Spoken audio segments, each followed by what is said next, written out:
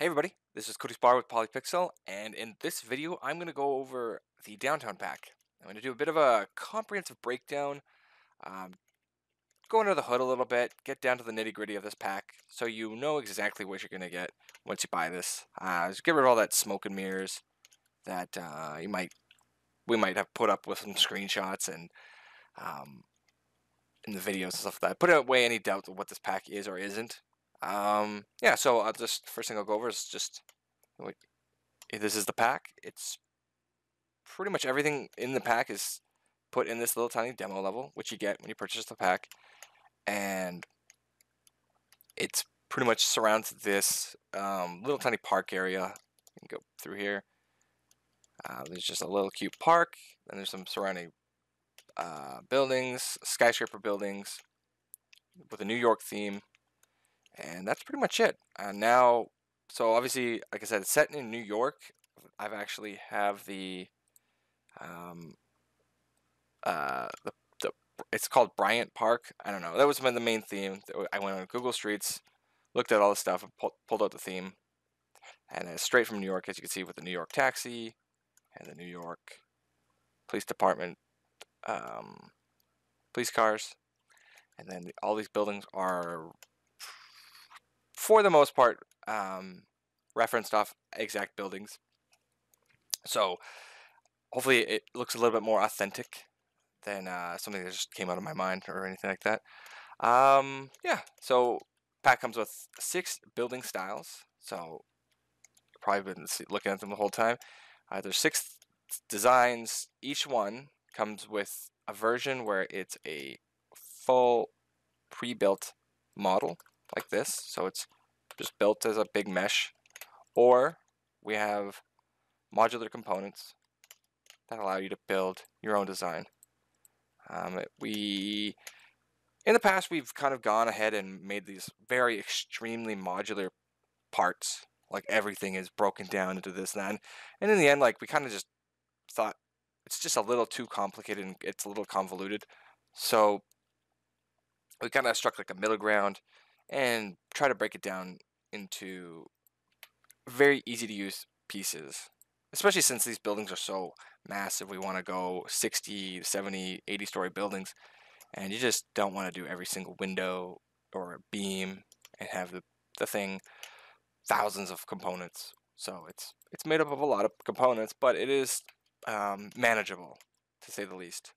And what we have is mostly just straight pieces, ground pieces, corner pieces, so mid piece, so like mid straight, mid corner, bottom corner, bottom straight.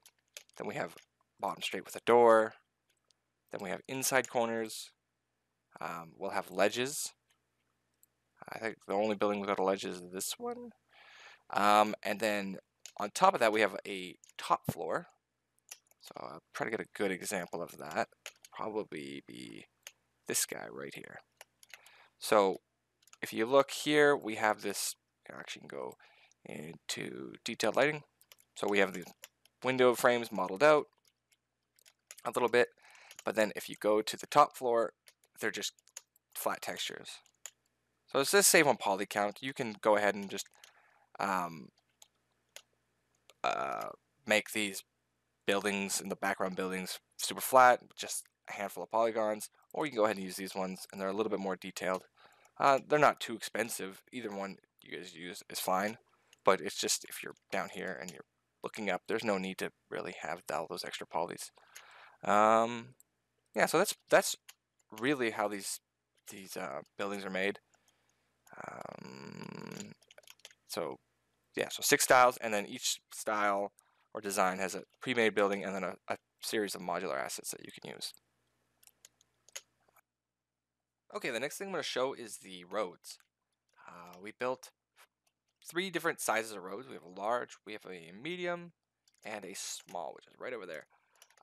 We have a crosswalk for each piece and an intersection asset that you can snap together depending on which sizes of intersection roads you need, like on the intersection. So if you did like a large and a large, we have the intersection piece for that, and then a medium and a small, etc., etc. And we built the roads to be used for splines. But if you're not using a curved road or a hill or anything like that, I would definitely recommend just snapping them one after another. And I'm just going to show you what I mean by these splines. So I'm going to grab, so in this demo I used landscape splines. So if you want to play around with them, just grab into your landscape, go to manage. Under here we'll go edit splines, and then they all are. So yeah, there you go. So you can see how they're kind of different components, just like that. You can rotate them and anything like that. So to do this, I'm going to bring my details panel over.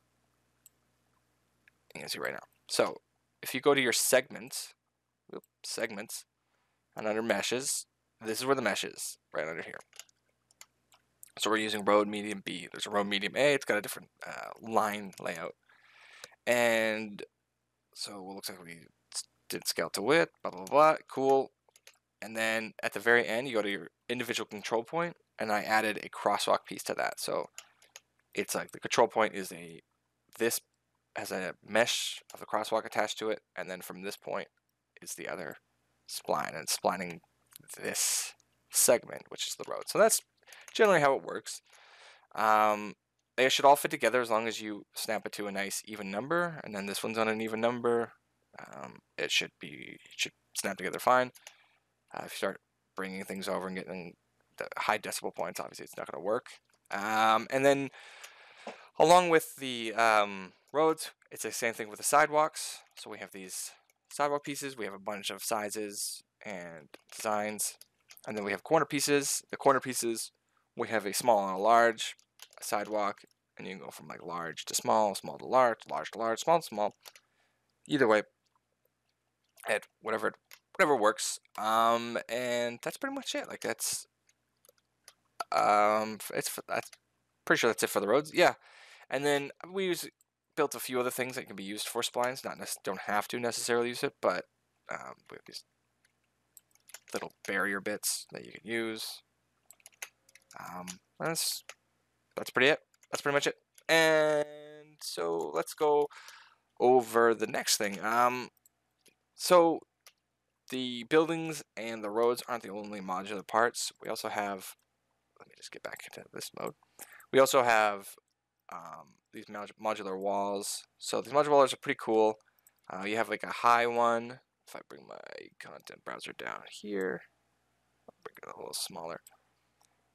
Details, find it. So we have high walls and low walls, long walls, short walls, and then pillars to cap it off. So if I were to undo all this, you'd see all this is made from just a handful of modular pieces. Oh yeah, and also we have individual stairs, or we have full stair pieces. And I think this is the small stair. Yes, there's a small one. So yeah, just they all fit together nicely. And then on top of that, we have modular paths.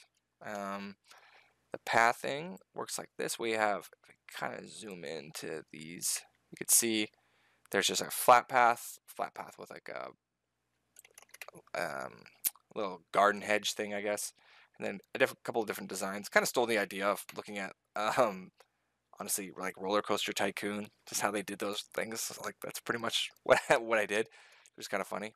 And then just put planters, stones, rocks, and then trees inside those. Yeah, and so like this is all made up through modular pieces, and they all fit together nicely. The width of this is the same as the width of this. So for the most part, it should all just snap together nicely. The pieces are actually built as 3D, so if you do need to fudge a little bit, it shouldn't be a big deal. There won't be big gaps in the geometry. You won't see like through your skybox at the bottom or anything like that. Yeah, so as you can see, kind of did the same thing here. Use like a sidewalk piece, kind of fit it in. So these parts can be jimmy rigged, but they can also snap together perfectly nice. So you can do very easy snapping, and then you can adjust to what your needs are. now that we got on, I'm gonna pull this out of the way so we can see more stuff. Here we go. So now I'm gonna just go over the props. Generally speaking,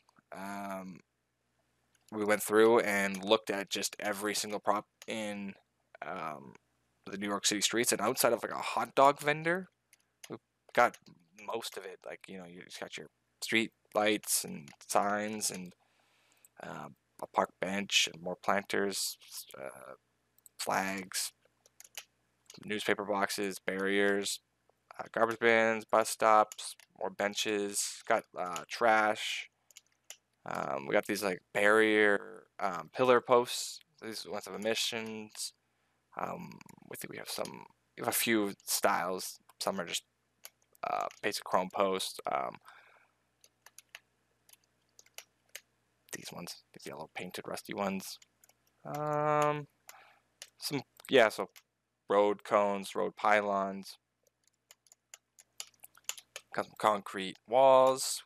You can put this fence on there, or you can add a tarp onto it. You can take them all apart.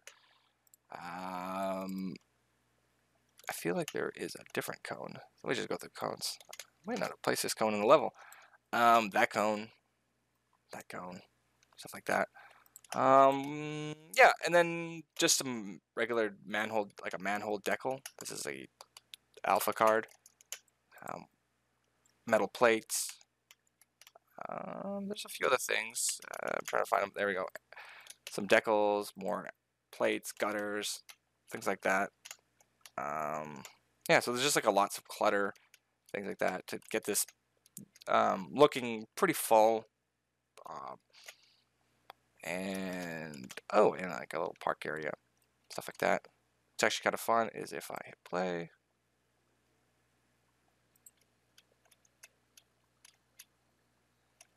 You can knock them all over. And then some other props. I guess a big prop would be the vehicles. Originally, I actually wasn't even intending to build a vehicle. It was just intended to be just a big environment pack. But once you get these big roads and you don't have anything on them, especially since there's no characters and you don't include the vehicles as well, it looked very, very barren. So I spent the extra couple weeks making these vehicles. It's a nice bang for your buck because this is generally the same model. It's just you added extra bits, make a New York police car, make a taxi, make a general car. The general car comes with tintable stuff, so you can just go ahead and tint this whatever you want.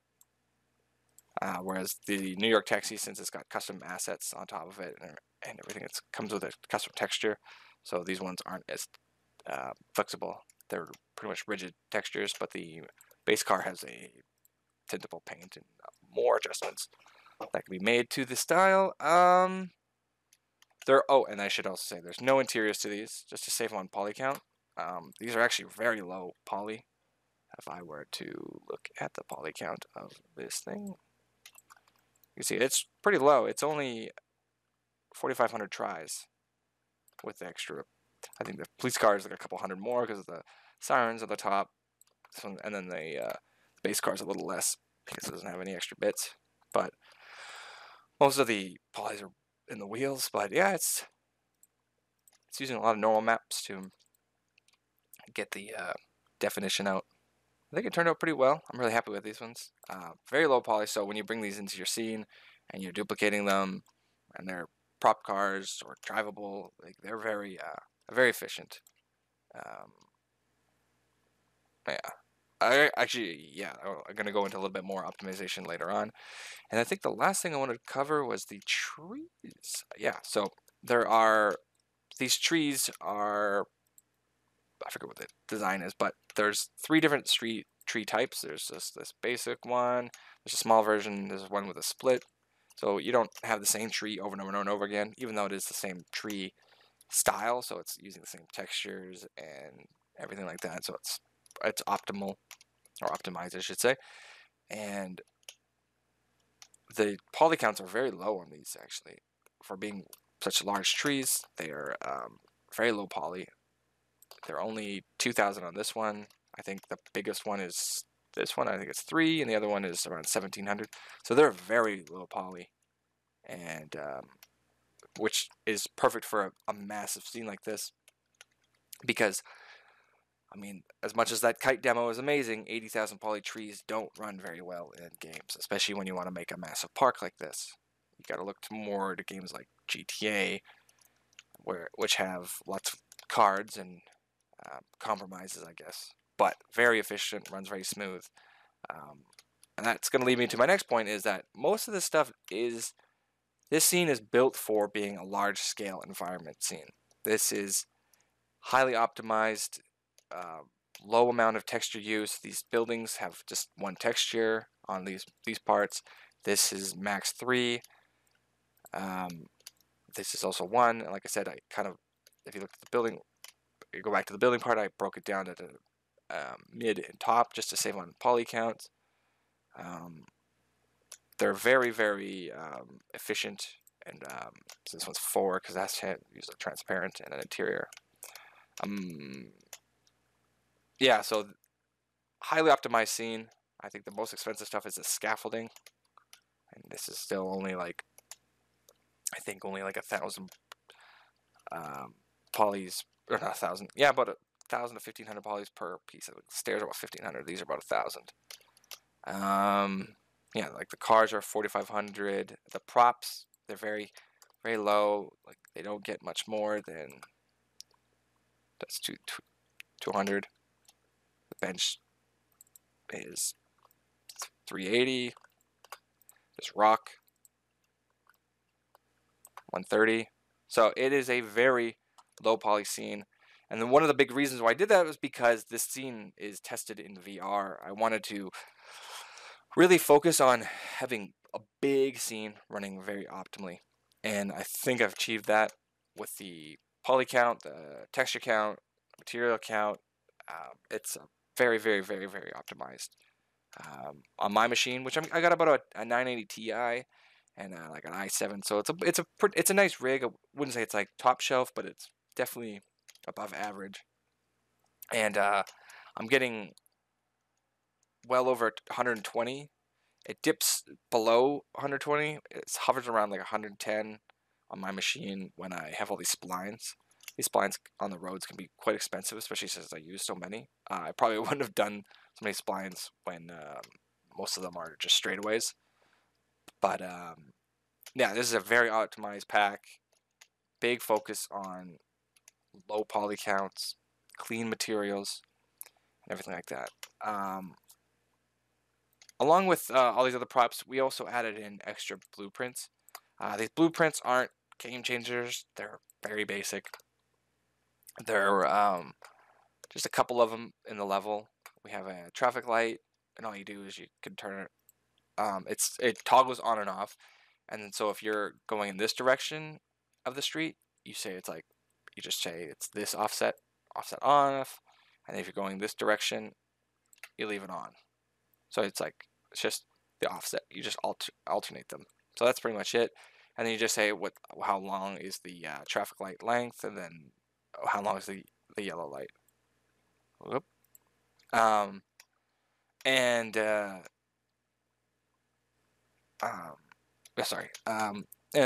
that's pretty much goes the same for this crosswalk length. You just set the same length as these lights, and then what the offset is. So it's just is it on or off, and then these will alternate. That's basically, I should have probably called it alternate, but and then there's a blueprint for this street light. So this one's kind of straightforward. Traffic light beam, support beam, and then a few different models that you can choose from. So you're not placing this static mesh and placing it right here and then duplicate. It's all together. It's slightly convenient. There's an extra little model there, and you turn it on or off. You turn the lights on, you turn them, toggle the mesh on, and then you turn the lights on and off. You could set their intensity as well. It affects the material emissive and also the light or spotlight intensity. You could turn on a sign, and then we just have a bunch of signs you could choose from. And if you want to rotate the signs that way. So it's not, like I said, it's not the like the strip's gonna be worth buying this pack just for the script, but it makes this slightly more convenient to place little street signs and do everything like that. And you can go in and grab all your thing or grab your lights, turn them on. You could set it to like a global parameter saying like, hey, at 6 p.m. turn all these lights and then they're all just a quick toggle. So it just makes it more convenient, and I just wanted to go over that. Yeah, so in conclusion, I just think that this video ran probably a little longer than I anticipated, but yeah, I'm like over the moon with this pack. This is I feel like this is a culmination of all the packs that we've made and all the trials and tribulations and hurdles we've gone through. It's just come together and it's made this pack. The skyscraper portion of the pack, like this is something we wanted to do for a long time, but there was a lot of issues with, you know, how to do it, which ways to do it, and stuff like that. And I didn't think we had the answers early on, so we kind of pushed this pack off until we were ready, and I feel like we are, and we did a good job executing it. I'm really happy with this pack. I think it comes with more assets than any other pack that we've made in the past. I think the demo scene is about as big as any pack we've made. So, and I think we've also learned a lot for the optimization on how to get like a compromise between best visuals versus practical assets that can be used on a game. Like we can make, you know, million poly buildings, sure, but like those can't be used more than like once in a game. Like that's your whole entire like yeah. So it's just like big focus on optimization, big focus on content creation, and just providing easy to use assets. Like we've gone over the past few years and we've figured out what designers want. You know, they want modular assets, but they don't want to do all the work. So, you know, like I can make this into a bunch of beams and then they can place it. It's like, yeah, but nobody wants to do that. So it's just finding the balance of easy to use and easy to customize and keeping it optimized. And there's just a lot of things to juggle. And when you throw in the fact that you want to do 100-story buildings, and it gets really difficult, but I'm over the moon with how well this pack turned out. And yeah, hopefully with this breakdown, you get to see like there's no smoke and mirrors. This is pretty standard stuff. Just a lot of asset placement, and you get this whole level for $70. I think that's a pretty good deal since this it took me quite some time to make. And I just want to say thank you for watching the video, and if you purchase the pack, thank you for your support. And all right, take it easy, guys.